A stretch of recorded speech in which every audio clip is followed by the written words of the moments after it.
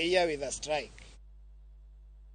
Aye, Jopuonj mane ondiki e yoro rank gi piny owacho mano kokalo e migawo mar somo e sikunde mag junior secondary county ma Homa Bay koro dwani piny owacho ondikgi e yo ma ongirore kata permanent ka ochopo dwe mar achiel higa manyien. Jopuonjgo mane loso e boma ma Homa Bay koni piny owacho ne osingo ndikogi e yo ma ongirore, kata kamano nyaka sani pok giyudo lipot moro amora gi dwe achiel to sikunde koro iyawo. Gibuogo leo mar yawo sikunde poni kapok duol mano mandiko jopuonj TSC okomiyogi oboke mayango gi kaka jotij piny owacho ma ongirore. Riwruok mar jopuonj mar Kupet korka korgi to obuogo chwalo ng'ur e doho poni dwaro margi ogodewo.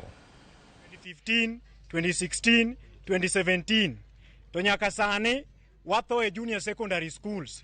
To gima litnwa mowuoro en niya, sama koro wathagore piny ka to wabunge nyaka minister mar education nyaka officers mag TSC chiwo permanent letters ne jok mano graduate 2020, 2021, 2022 nyaka madhi graduate 2023 bidhi mi letters ka wanto pod watop e junior secondary.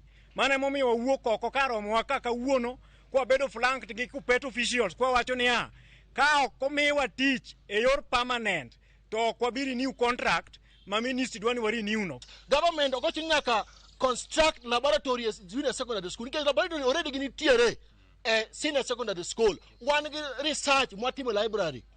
Senior secondary school nigi laboratory mogari maber in all these schools in Homa Bay County. Sirikal nyaka ne ni obedo domicile junior secondary school senior secondary school mantiere sani. Chieng Friday nyocha wawuoyo Kasarani e wach confirmation. As Kupet, we are not going to leave JSS teachers alone. We are going to stand with them and we want them to be confirmed.